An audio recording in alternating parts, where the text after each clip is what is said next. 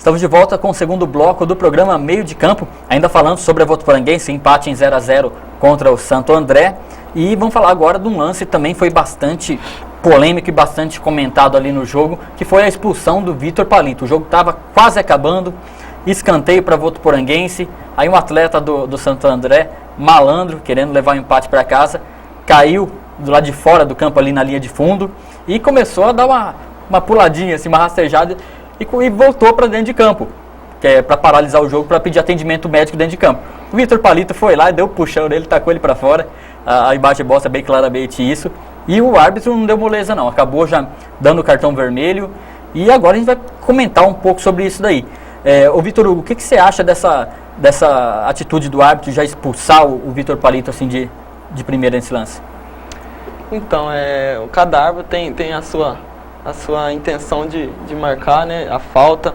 O árbitro, eu ouvi dentro de campo o árbitro falando assim para o jogador do Santo André que jogo mata-mata tinha que paralisar todos os lances mesmo, quando era falta.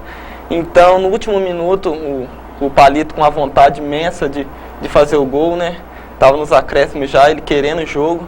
Então, a infelicidade do Palito ser expulso naquele lance foi mais por vontade mesmo. Não foi por querer. Dentro do vestiário após o jogo, ele estava não com arrependimento, mas se ele soubesse, se ele voltasse atrás, ele não faria aquele lance. Então, a intenção do árbitro foi querer parar o jogo mesmo, querendo que nada prejudica ele mesmo, mas sem a intenção do Palito.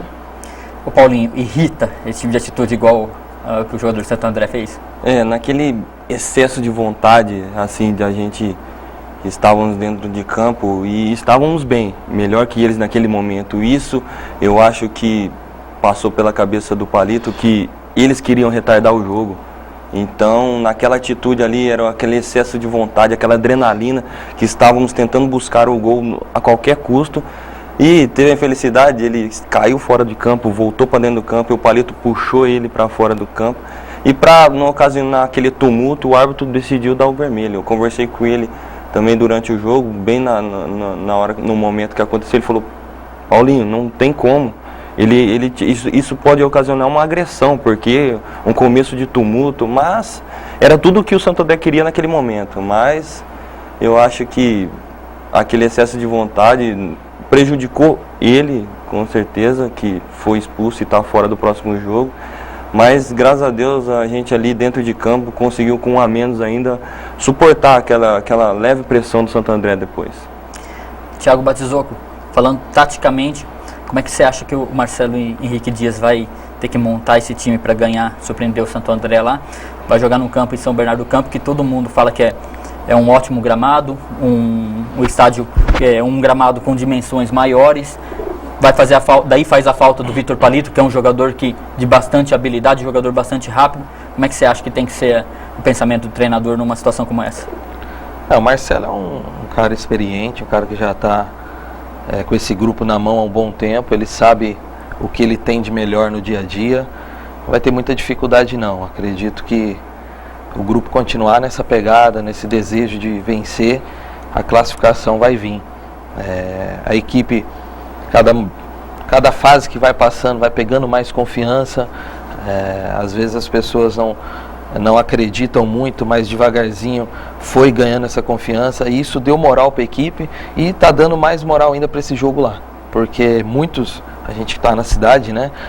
Muitos comentários: Santo André é um time grande, Santo André é um time tradicional, e a gente não viu isso, uma diferença muito grande. A Votuporanguense conseguiu igualar, tanto na parte tática como na parte física. E é jogo de decisão. Jogo de decisão, tudo pode acontecer. Como aconteceu no finalzinho ali, essa discussão com o Palito. Lá também pode ter um jogador expulso do Santo André.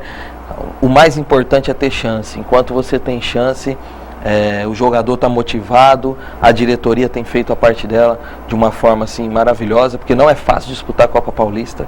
A diretoria tem se esforçado para isso. Então é torcer para que eles estejam num dia melhor do que sábado. E aí sim a classificação vem. Paulinho, como é que chega o grupo, como é que chega o time para essa grande decisão? Muito concentrado, né? Sabemos, agora tivemos a oportunidade de jogar contra eles aqui. Agora temos algumas posicionamento, algumas situações de jogo deles. Agora o Votuporanguense conhece o adversário, né, Paulinho? Agora é bem mais fácil, né? E isso deu para ver também nesse jogo, que o time deles estudou muito o nosso jogo. As bolas paradas, no decorrer do jogo, eles falam, eles batem aqui, eles vão fazer isso, vocês não viram o vídeo, que não sei o que, é o posicionamento. Então eles estudou muito a nossa equipe. Isso mostra o respeito que ele teve com nós. Acabando o jogo também, o Rodriguinho falou, Belo, seu time é muito bom, belo time, compactado, posicionado, e vamos encontrar dificuldade lá. Ele me disse isso no final do jogo, e isso só dá para ver o poder que o nosso time fez dentro de campo, mostrou taticamente, e vamos em busca, né, concentrado essa semana, treinar forte para ir em busca da classificação. Ok, a gente vai voltar a falar de Votuporanguense já, está quase terminando o segundo bloco, mas antes passar um pouquinho do Campeonato Brasileiro, né? Começar pelo São Paulo, que não jogou no final de semana, e daqui a pouquinho, às 8h30 da noite, entra em campo contra o Goiás. São Paulo já tem até o time definido, vai jogar com Rogério Ceni, Hudson, Antônio Carlos, Edson Silva, Álvaro Pereira, Denilson, Souza, Paulo Henrique Ganso, Michel Bastos e Allan Kardec e Luiz Fabiano.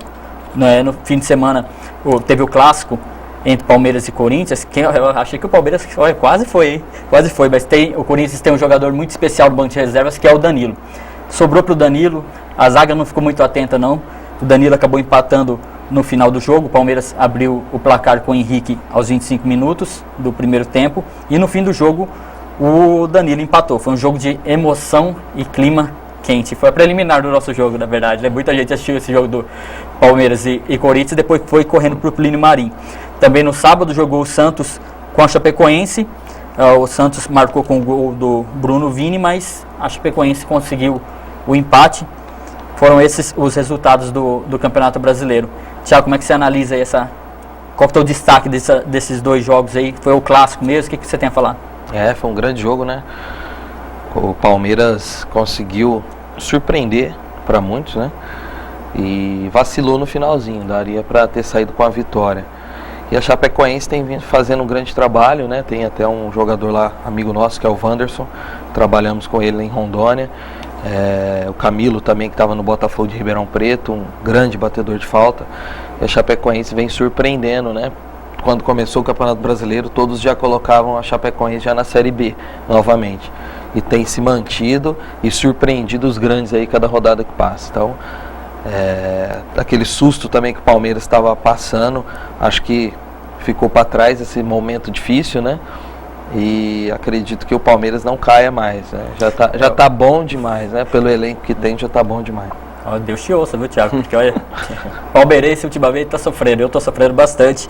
Ô, Thiago, com relação ao jogo do Santos, o Santos, até falar um pouquinho do Santos, o Santos está com um time jovem, mesclando jogadores jovens como esqueci o nome dele agora. Lucas Lima, com experiência de Robinho, por exemplo. É um time bastante interessante, né? Lucas Lima veio do Sport, né? Tava fazendo um grande campeonato lá no Sport, veio.